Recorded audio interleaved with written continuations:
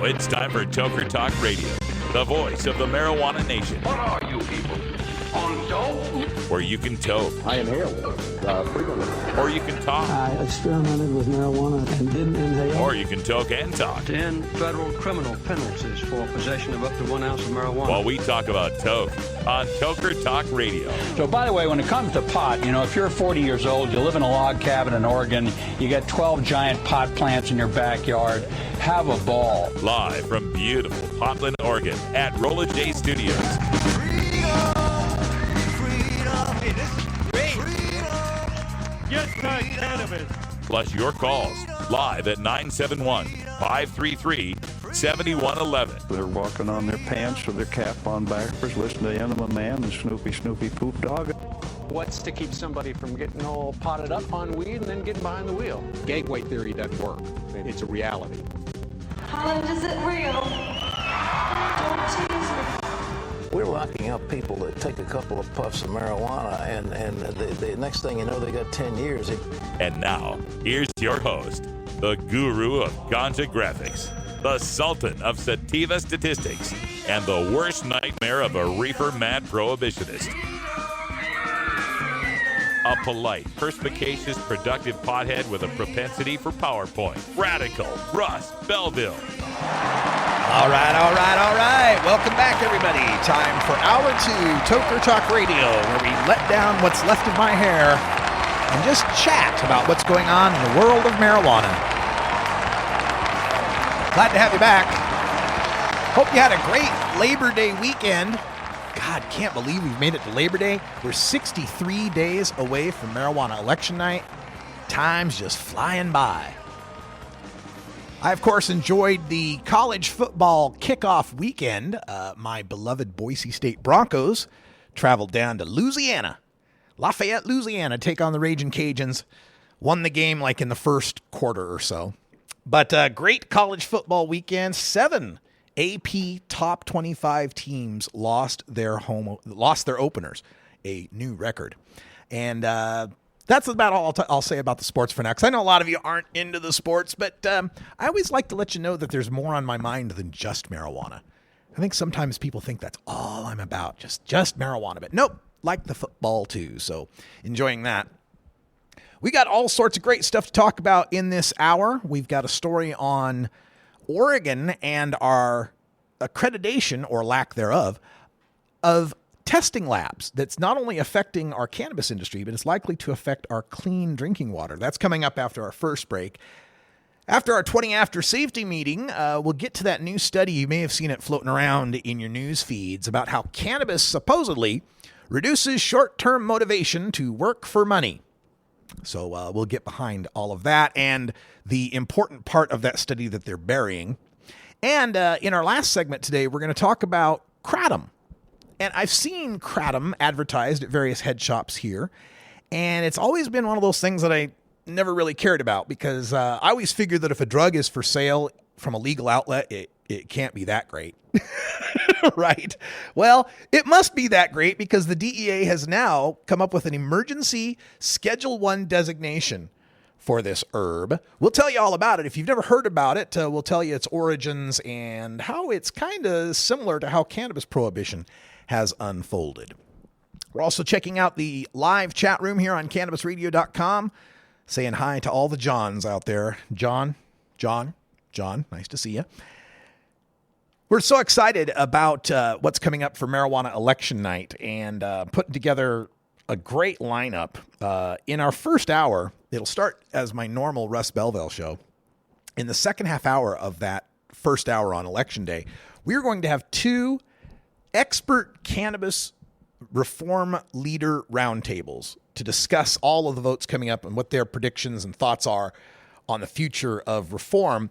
Our first one is going to feature the leadership women of reform. We'll have a few great cannabis leaders like Amanda Ryman from Drug Policy Alliance and Diane Goldstein from Law Enforcement Against Prohibition.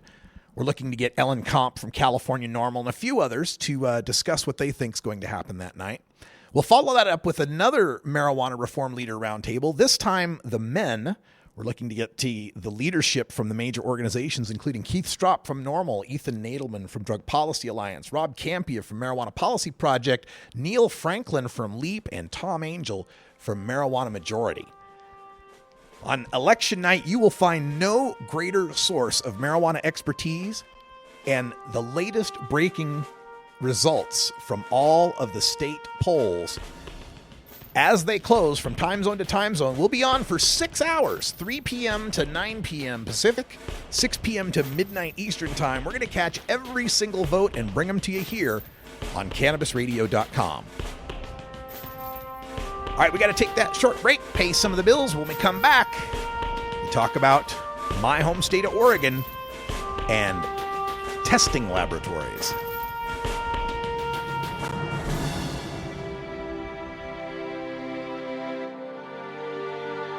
This is the Russ Belville Show on CannabisRadio.com.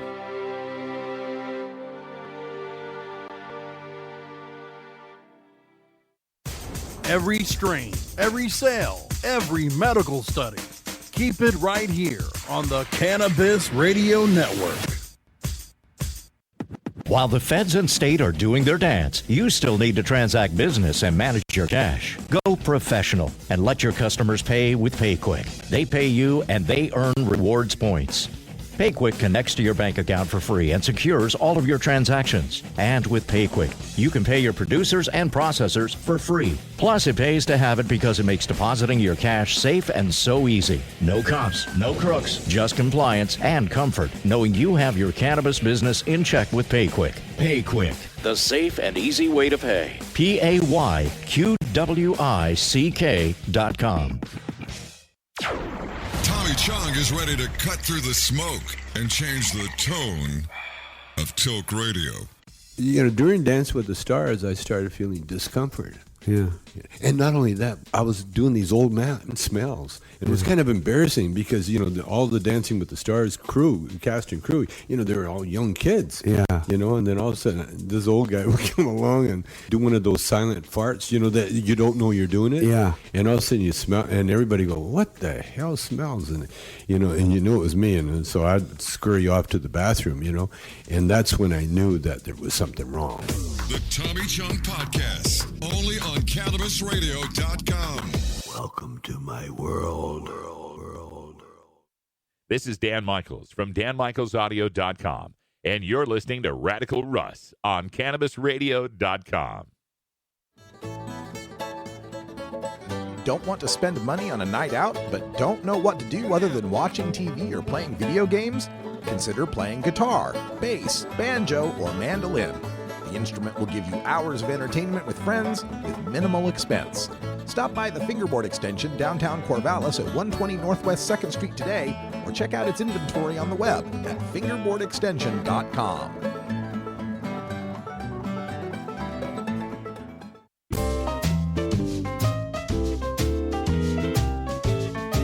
Pod 2.0. It's not your father's Woodstock weed. This is the Russ Belville Show on CannabisRadio.com. Welcome back, everyone. In this segment, we're taking a look at a story Noel Crombie has posted in the Oregonian at OregonLive.com. And it's entitled, Oregon Agency Charged with Accrediting Pot Labs, quote, on verge of collapse, end quote. Now, this is a very difficult situation for us here in Oregon. Gary Ward, he is the administrator of the Oregon Environmental Laboratory Accreditation Program, sent a memo last week to the Oregon Health Authority claiming that the health authority, OHA, has ignored his pleas for resources and that the agency is, quote, on the verge of collapse. Now, this accrediting agency for environmental labs, that's not just for the testing of cannabis products. His agency also accredits the labs that test drinking water. And so this is going to be a problem if we cannot get enough accreditation for these labs. According to Ward, he says we've received, quote, zero support, end quote, for the health authority. Now, OHA has long been mired in controversy for its handling of the cannabis regulations in medical marijuana. But this is going to affect not just medical, but our developing recreational cannabis market.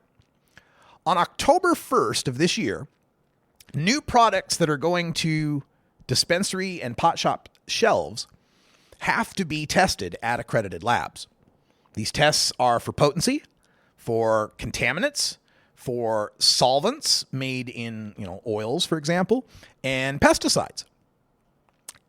Well, if none of these labs can get accredited, there's not going to be any approved products that can be sold starting on October 1st. According to Ward's memo, he says, quote, "We are on the precipice of collapse of environmental, drinking water, and cannabis accreditation because of the lack of resources," end quote. Now, Health Authority says they're going to respond to this. It's supposed to come out today. Haven't seen the response yet. But according to Ward, the accreditation agency has to assess 17 drinking water labs by January 2017, quote, "or their accreditation will expire and drinking water testing will stop at those labs," end quote. This is a possibility of having untested water alongside our contaminated cannabis. Now, it's been very slow going from the bureaucracy in Salem in putting together the accreditation for these labs. And only 2 labs so far have been licensed by the state. And that's nowhere near enough to process how much volume of marijuana we're going to be cultivating here in Oregon. And this is a situation that has to be rectified as soon as possible. First of all, many of the labs didn't get their applications in for accreditation until late in July. Well, now you're just giving them August and September to get this turned around before that October 1st deadline. The other thing, too, is that, according to Ward, quote, "many of the cannabis labs need significant work," adding that much of the work being done in the labs is inaccurate, like turning out negative results for pesticides in tainted samples.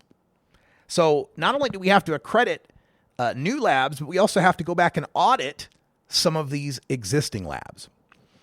He says, quote, "we cannot get it done with current resources.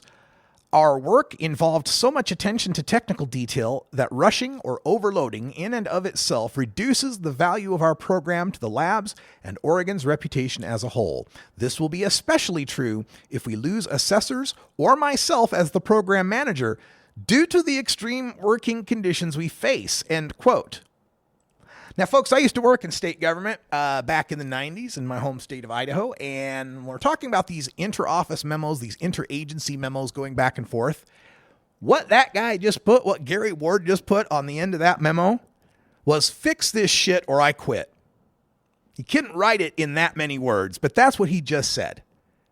He's basically threatened to the state that things are bad now with the drinking water and the cannabis testing. Imagine how much worse they'll be if I leave and a bunch of my senior staff go with me. That's how bad the situation has gotten here. And there's no excuse for there not to be the resources in the state to make this happen on time. We've already seen how Oregon brought in $22.5 million in cannabis revenues in just the first month or so of sales. We've seen how Oregon has greatly exceeded the expectations and all of the prognostications, predictions, and analyses about how much we would be producing here in the state, revenue-wise. We've already blown away the predictions. So the money is there. The money is there. What is lacking at this point seems to be the political will. And that is just unacceptable. Measure 91 did not come as a surprise here in Oregon. We went for marijuana legalization in 2012 and narrowly lost. In 2013, our legislature started crafting our medical marijuana dispensary system. And we activists started hinting at the fact that we would run again in 2014. In 2014, all throughout the year, the polls showed it would pass. And in 2014, in November, we passed Measure 91.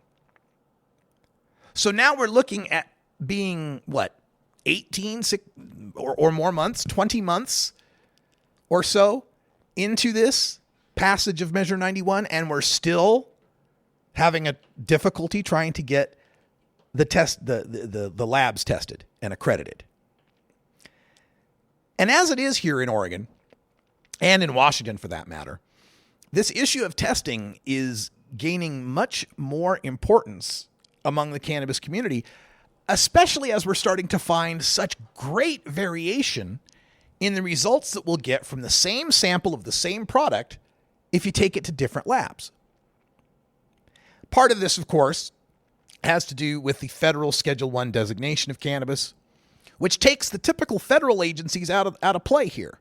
Federal agencies that would help, like the EPA, on determining, pesticides, or bureaus of weights and measures, and other standards that would be applied to any other industry. The federal government has to turn a blind eye to the cannabis industry. So it's up to the states here to take on something that to them is a new sort of bureaucracy, is a new system that they have to invent somewhat from scratch. And we know that our governments and our politicians and our bureaucracies aren't so good at quickly adapting to change. I hope this is something, a lesson that the other legalization states that are on the ballot in 2016 can learn from. I'm hoping that every successive election in which marijuana passes provides a roadmap and a guide to what to do right and what to avoid as we move forward.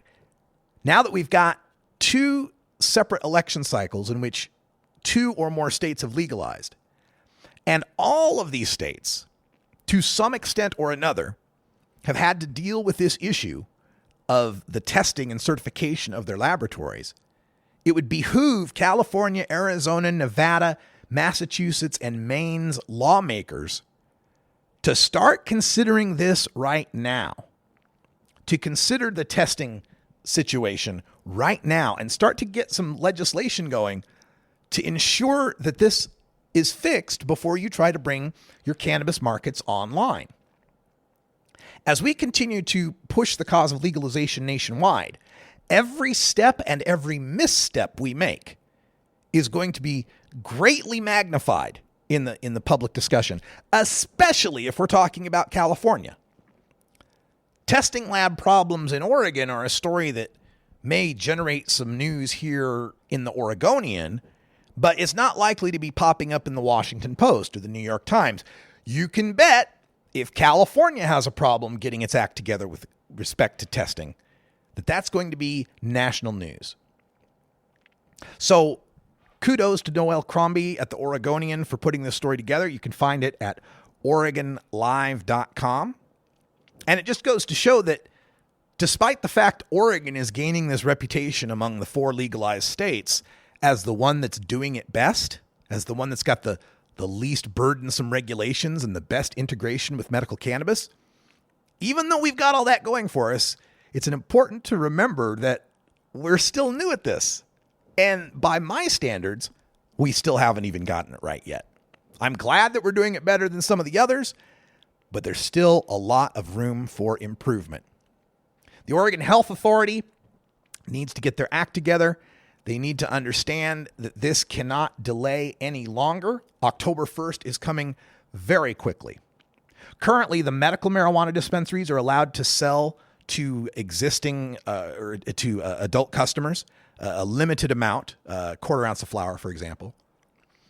I think it's up to an ounce maybe. But that will end at the end of this year. So between October 1st and December 31st, that provides 3-month span where consumers can still get cannabis. Rabba-dabba-goo! But after that 3 months, if we go into 2017 without enough labs to handle the pot shops, those pot shops can't open. And we cannabis consumers, adults, can no longer go to the medical dispensaries. So OHA, get your shit together. Happy 420 to everybody in John Day, Oregon. We'll be back right after this safety meeting.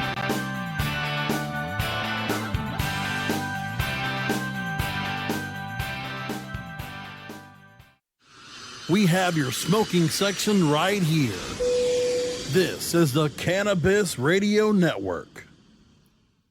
The next generation of vaporizers has arrived. Vuber vaporizers are blazing the way with unparalleled technology for oil, concentrate, or dry flower pens. Providing unsurpassed customer service and expert craftsmanship, Vuber vaporizers use cutting-edge technology, providing a power-packed, smoother vapor with a lifetime guarantee. Experience vaporizing the way it was meant to be. The Vuber way.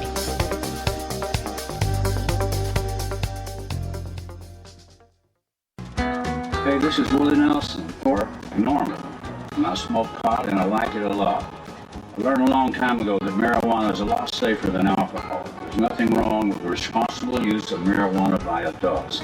It's time we stopped arresting and started respecting those who smoke marijuana responsibly. To learn what you can do to help, contact NORML at NORML.org or call toll-free 888-67-NORMAL. You're not high. You're listening to the Russ Belville Show on CannabisRadio.com. Your grapefruits are no match for my Trump Towers. Okay, maybe you're high, too.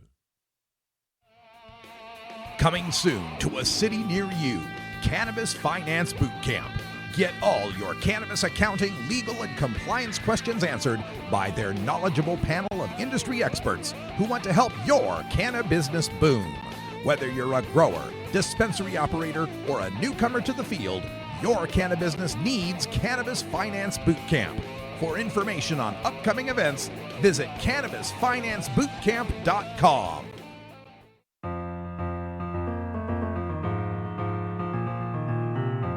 Pod 2.0. It's not your father's Woodstock weed.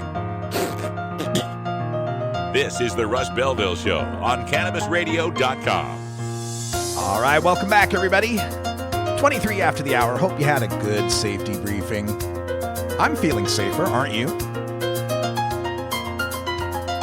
All sorts of great shows coming up for the rest of this week. Tune in tomorrow. We'll have our Hump Day update with Doug Fine. Thursday, cops say legalize drugs. We'll have another great speaker from Law Enforcement Against Prohibition. And another guest to be announced on Friday. We'll let you know as soon as I know.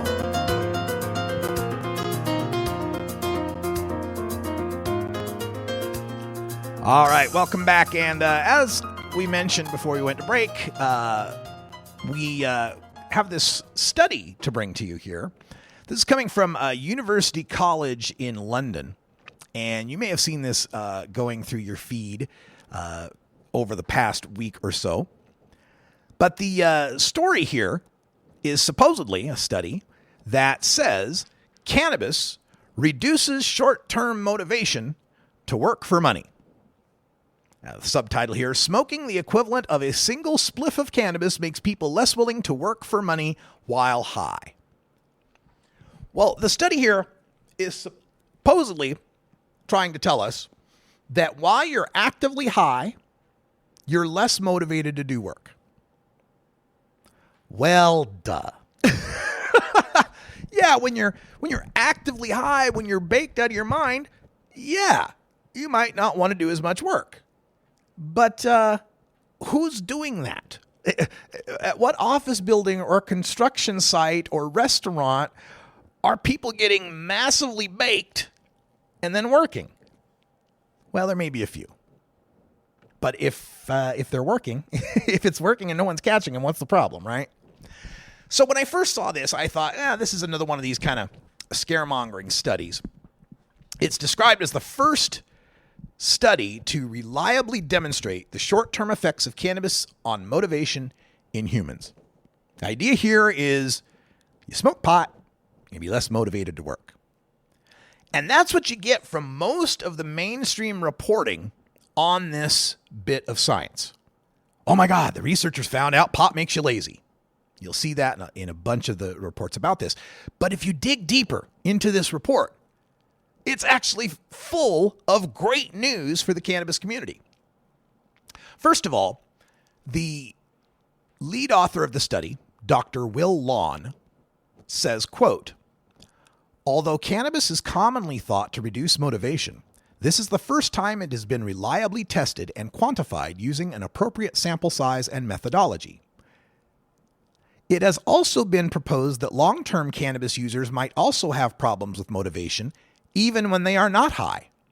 However, we compared people dependent on cannabis to similar controls when neither group was intoxicated and did not find a difference in motivation. This tentatively suggests that long-term cannabis use may not result in residual motivation problems when people stop using it. However, longitudinal research is needed to provide more conclusive evidence, end quote. Yeah, we need the long-term longitudinal research to determine whether the good thing is valid in this study. But the bad thing, the short term, the people, short term being high, not wanting to work. Nah, this is enough research on that. Don't need no more longitudinal research on that problem. Let me tell you how this study went down. Because the makeup of the study itself, the actions in the study itself lead me to question how valid this really is. What they did is they had 57 volunteers in this research in 2 separate studies. The first study was 17 adults who were occasional cannabis consumers. And they inhaled, and this is just given to them in a balloon, right? They inhaled either cannabis vapor or cannabis placebo. And they didn't know which they were getting first, right? So they all got both, but it was random as to whether they're getting the cannabis or they're getting the placebo, right? So what they did, after they had inhaled from the balloon, is they were given this task that was supposed to determine their motivation for earning money. And they actually get to receive the money, okay? So here's the task. They set these people in front of a computer keyboard, and they have a choice of 2 different options of what they could do to earn money. They could use the pinky finger of their non-dominant hand. So like if you're a right-hander, your left pinky finger. If you're a left-hander, your right pinky finger, right? The low-effort task for which you could earn 50 pence, not a lot of money, 50 pence. The task was to, with your left pinky finger, press the space bar 30 times in 7 seconds. With your left pinky finger, do that, you get 50 pence.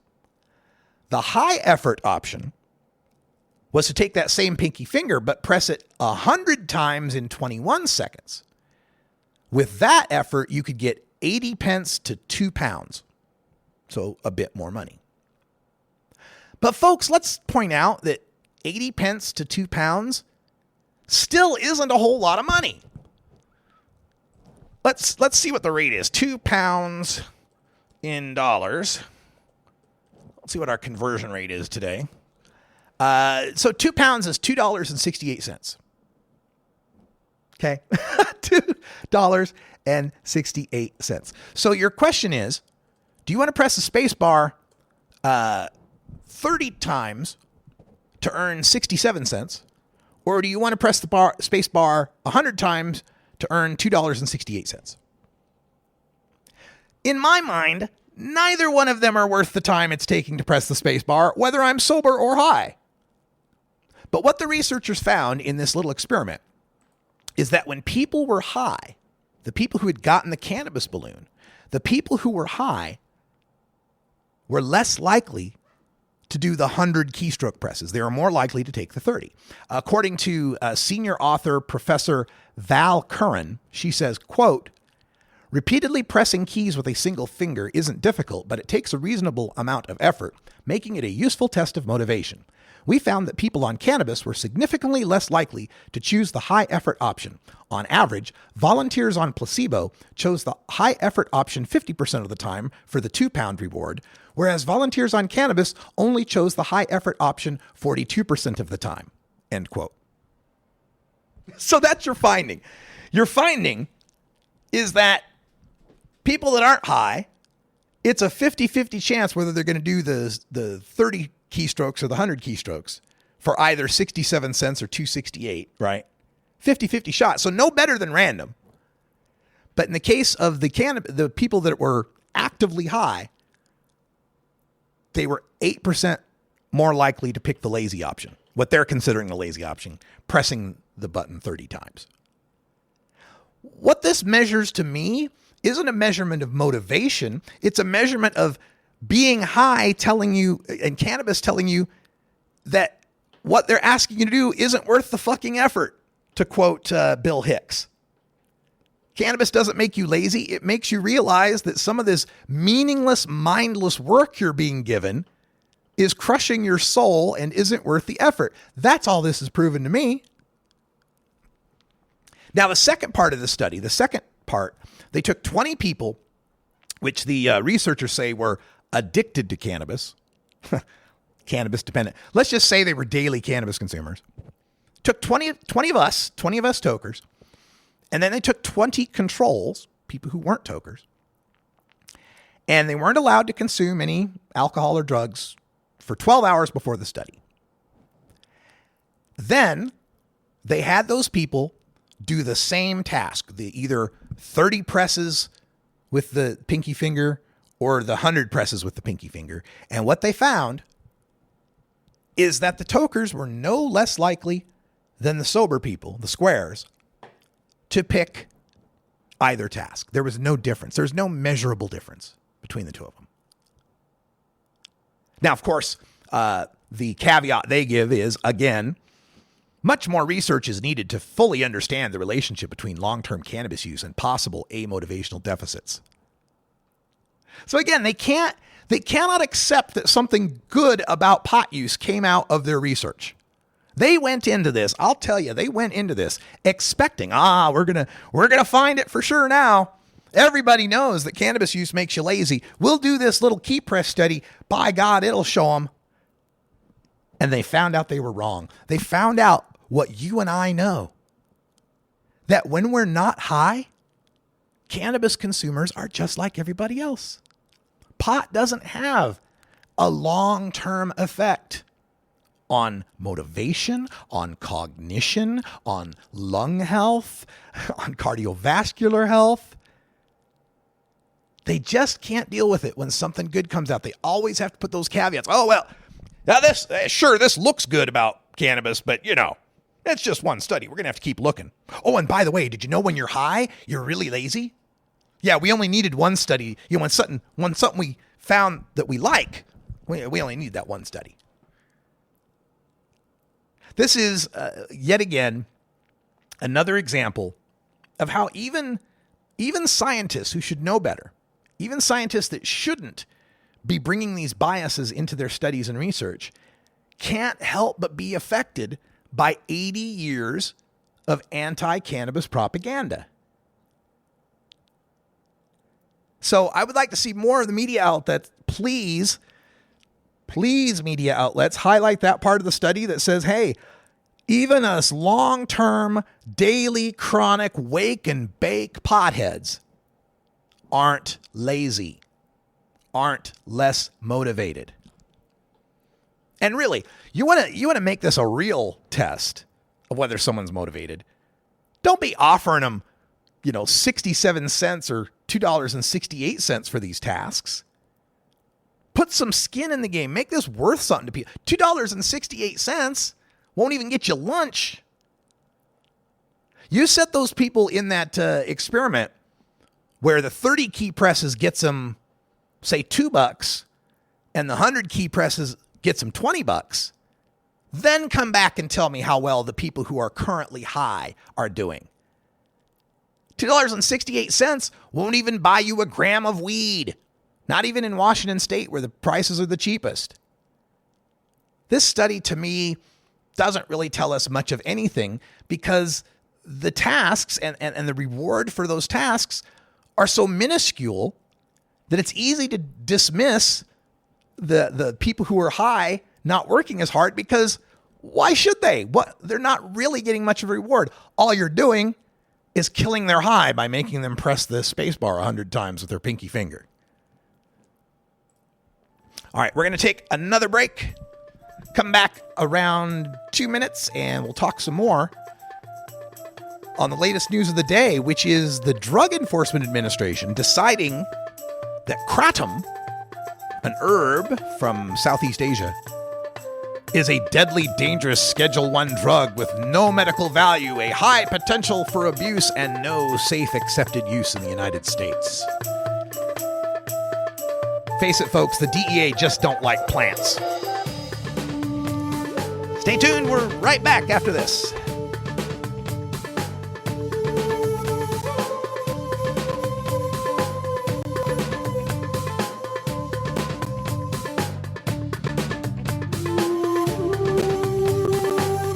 This is the Russ Belville Show on CannabisRadio.com.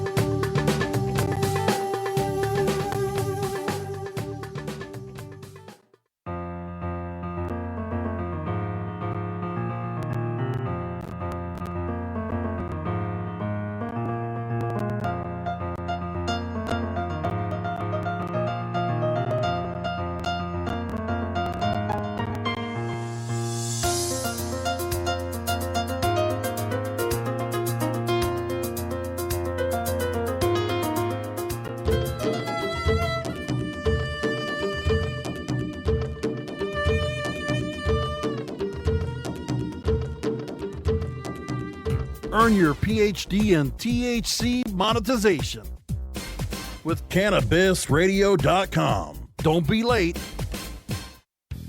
The cannabis industry is growing, business is booming, and as new opportunities arise in newly legalized states, each market is getting more competitive. Today, it takes more than just being a good grower. Do you have the resources to market and handle this ever-changing business landscape? Let Canna Management Corporation help you grow your canna business with our vast resources and experience to make your business a fully functional service company. Financial management, HR, sales, marketing, efficiency, and more. CMC has the experience and the expertise to improve your business and help you better meet the demands of your clients and customers. Call Canna Management Corporation and let our team get you ready to grow. 415-269-8015.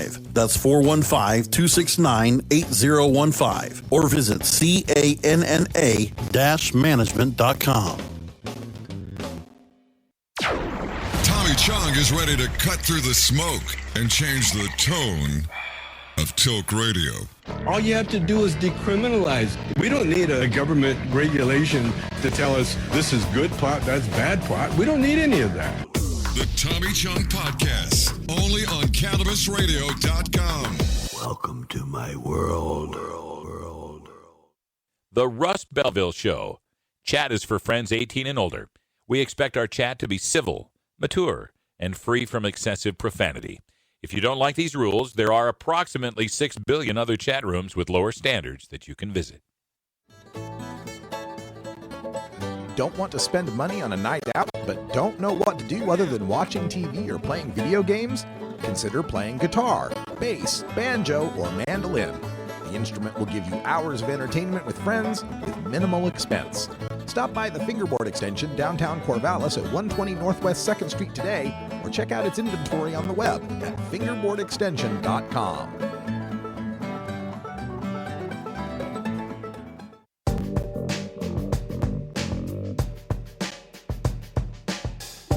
Warning, hits taken on this show are larger than they appear. Do not try this at home. These people are professionals. Or at least they pay me to say that. This is Dan Michaels from danmichaelsaudio.com, and you're listening to Radical Russ on CannabisRadio.com. Welcome back, everyone. 39 after the hour. Glad to have you here on this beautiful Tuesday, although it's getting kind of fall-like here in Portland. Lots of heavy gray clouds, upper 60s, lower 70s, misty, drizzly all day. Welcome back, Portland. Glad to have it. All right, so this latest story comes to us from Jacob Sullum, our friend out at Reason.com. And it has to do with the herbal substance called kratom. Kratom. Maybe it's kratom. I don't know, but I'm going to call it kratom. And it has to do with this herbal substance that has been appearing in head shops for the past year or so, and has been an unregulated, unscheduled substance. Well, at the end of this month, kratom is added to the DEA's Schedule 1 drug list. And according to the DEA, they have to ban it because, quote, we need to avoid an imminent hazard to public safety, end quote. An imminent hazard to human safety, to public safety. Because I know you've been reading all of these headlines lately about kratom overdoses and the kratom epidemic, and how people are addicted to kratom, and there's deaths occurring state by state because of kratom, right? You've heard all that, right? Right? No? Yeah, me neither. I haven't heard a damn thing about kratom. I barely know that kratom exists because driving around, you see head shops here in Portland, and some will have signs that'll say kratom on them. You're like, oh, what's that? Well, what it is a pain-relieving leaf that's either a stimulant or a sedative. It depends on how much of it that you use. But kratom comes from a tree, not an herb like cannabis does. The tree is called Mitragyna speciosa. And you can only find this tree in Thailand, Malaysia, Indonesia, Myanmar, and Papua New Guinea. And it's hawked as a dietary supplement, an herbal medicine, a legal high. But what makes it very similar to cannabis is that people in the countries where this plant is native have been using it for centuries. They use it as a pain reliever, to boost their work performance, and most interestingly, it's used to wean people off of opiate addiction. So, once again, like we have natives in various countries that have used cannabis for years, for centuries, with no problems. We've got natives in South America that have used coca leaf, to chew coca leaf at high altitudes with no problems. Now we have people in Southeast Asia that are using this kratom for centuries with no problems. But to the DEA, that's not enough. For the DEA, thousands of years of history of safe human use doesn't mean jack squat. Because if the FDA doesn't say it's a medicine, then by God, it's not a medicine. That's all the DEA cares about. Now, this placement in Schedule 1 is a emergency temporary scheduling that they're doing it. They've got 2 years now to make it permanent, to make it a permanent Schedule 1 drug, and they probably will. But when they're doing this temporary scheduling, there's just 3 factors about the drug they have to consider. And what this temporary scheduling is for, generally, is for the what they call the designer drugs, right? When the chemists tweak a molecule to make it legal, and these things change so rapidly that if the DEA had to wait and go through their regular process, then they'd never be able to ban anything. So for this temporary Schedule 1 designation, they just have to consider 3 things: the substance's history and current pattern of abuse, the scope, duration, and significance of abuse, and what, if any, risk there is to public health. Well, according to the DEA, this is easy for them to designate it a Schedule 1 drug, because as far as they're concerned, all use of kratom is abuse. Why? because the FDA hasn't approved it. It's not a medicine. It's not a legitimate drug. That entire definition of relying on the FDA to declare something legal basically means that as far as the DEA is concerned, drugs must be banned until they're approved. That's really the way this works out, practically. Any new drug must be banned because it's never been approved. According to the DEA, quote, kratom is abused for its ability to produce opioid-like effects. Kratom is misused to self-treat chronic pain and opioid withdrawal symptoms, with users reporting its effect to be comparable to prescription opioids, end quote. They're writing that as if it's a bad thing. They're saying kratom is something people use to self-treat chronic pain and opiate withdrawal, and that's bad, right? That's, as far as the DEA is concerned, that's a bad thing. What the hell are you doing using kratom to treat your pain? Go to the doctor and get yourself some OxyContin. What the hell are you doing using kratom to get off opiates? By God, go to the doctor and get yourself some methadone. They also write, quote, kratom is an increasingly popular drug of abuse and readily available on the recreational drug market in the United States, end quote. Okay, so what they're saying here is the fact that people are using it and have access to it means it's being abused. By definition, their description right there tells us if people like to use a drug, that's definition enough for abuse. Which means, of course, there is no such thing as use, as far as they're concerned. This is really problematic as we have such a problem in this country with opiates, the prescription kind and the non-prescription kind. According to the DEA, they say, quote, kratom has a history of being used as an opium substitute in Southeast Asia. Especially concerning, reports note users have turned to kratom as a replacement for other opioids such as heroin, end quote. It just blows your mind to even read these paragraphs and to think there are people at the DEA, presumably with college educations, that think getting someone to switch off of heroin to an herb that's non-toxic is a bad thing. Well, if it's something heroin addicts like, it must be a bad drug. That's really what their reasoning is. As Jacob Sullum writes, in other words, even using kratom to reduce drug abuse is drug abuse. It's just crazy. So they conclude then that the active ingredients in kratom have a high potential for abuse because that's the only use of kratom is abuse. Isn't this sounding like the marijuana arguments we've been through? Doesn't this sound like what we just discussed in the past couple of weeks with the DEA refusing to reschedule cannabis? It's the same damn arguments we're getting from them. Now, according to the science, what we find is, of course, kratom doesn't belong in Schedule 1.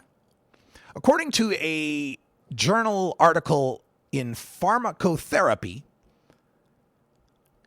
researchers at Loyola University Medical Center wrote, quote, serious toxicity is rare and usually involves relatively high doses, more than 15 grams, or co-ingestants. That would be like you're taking another drug along with it. Fatalities typically involve co-ingestants. Withdrawal has been described as less intense but more protracted than with prescription opioids, end quote. So rarely does anyone die from kratom.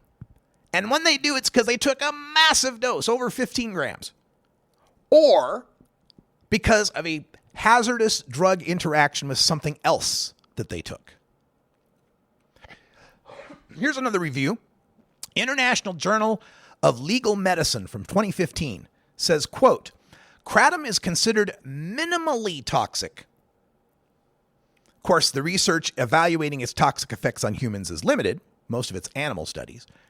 But they say also, quote, withdrawal symptoms are generally non-existent to mild, even for heavy users.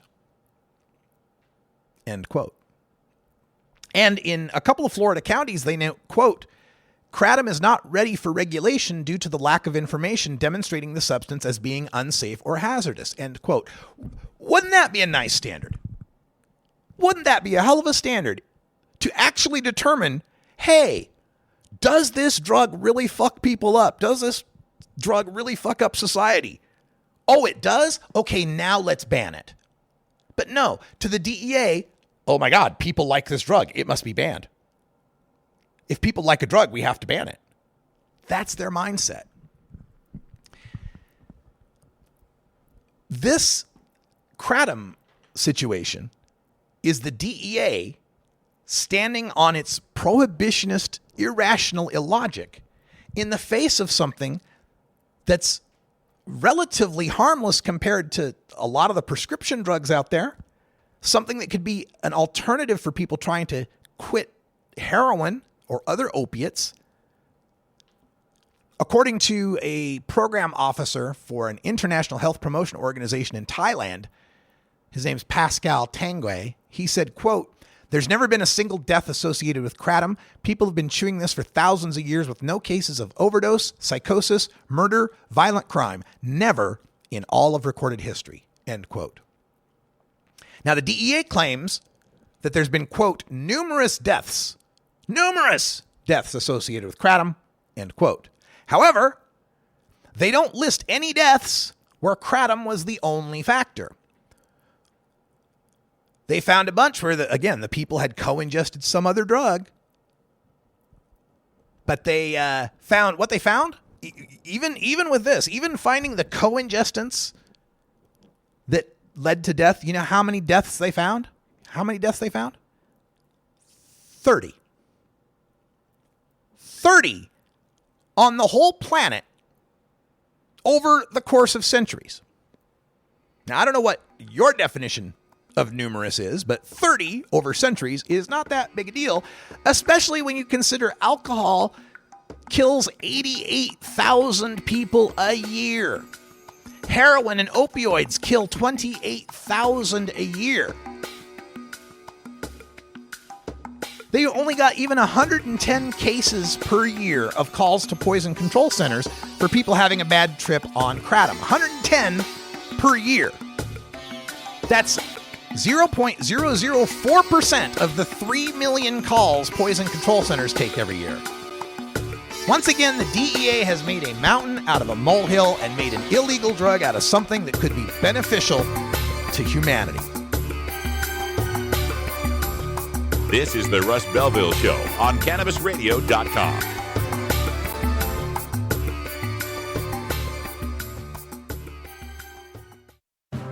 Forwarding the cause of legalization and research of the growing cannabis industry, one podcast at a time. The Cannabis Radio Network.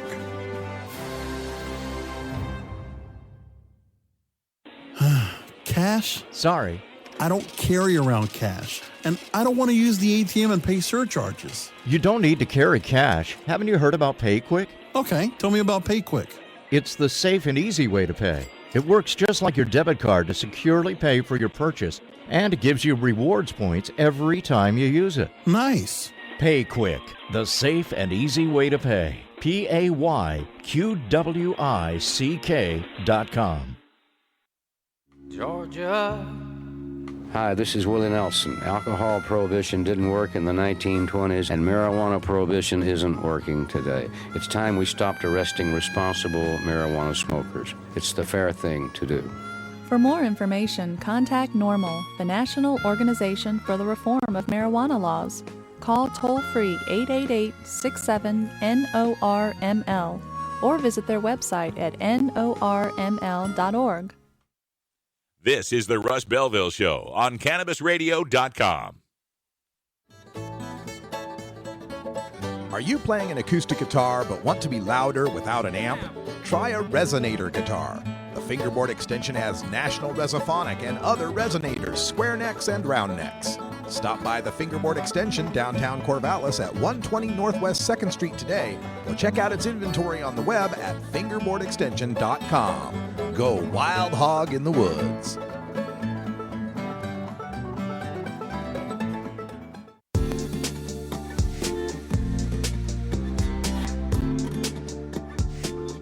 Most of us pirates, we go on vacation to North Dakota, you know, because they've got a town called Argosville. Arr, arr, arr. What are you smoking there, boy? This is Dan Michaels from danmichaelsaudio.com, and you're listening to Radical Russ on CannabisRadio.com. All right, welcome back, everyone. We're just closing up shop here at the Russ Belville Show, getting ready to turn over the live stream to Stoner Jesus, who takes over at the top of the hour, live from Stoner Heaven, ready to save your stony soul. Check them out. Coming up next here on CannabisRadio.com, or get the podcast at stonerjesus.net. All right, folks, just winding things up like I mentioned, and want to make a... I had a tweet come in because I sent a tweet out earlier. Happy 420 to Snowville, Utah. I've been doing my tweets now when it's 420 or 320 Pacific. I'll tweet out to some random city in the Mountain Time Zone for 320 and the Pacific Time Zone for 420. Today, I picked Snowville, Utah. So I had this follower on Twitter ask, "Are you in Utah today? We support you. Thanks kindly." No. No, I'm not in Utah today. I have a very strict no Utah till legalization policy ever since I got busted in Snowville.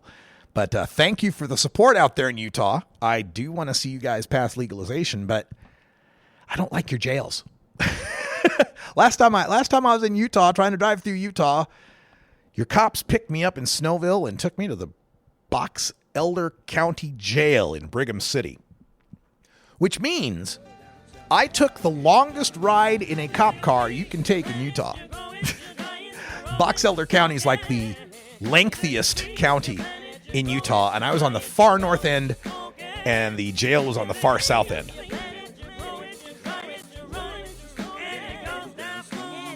All right, that sound means that it's time for us to close it up. Thanks for joining us. Time flies when you legalize. We'll be back tomorrow with more news and views you can use for the cannabis community.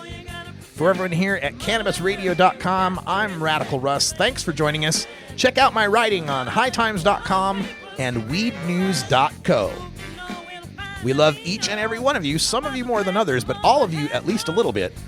And until next time, take care of each other, tokers.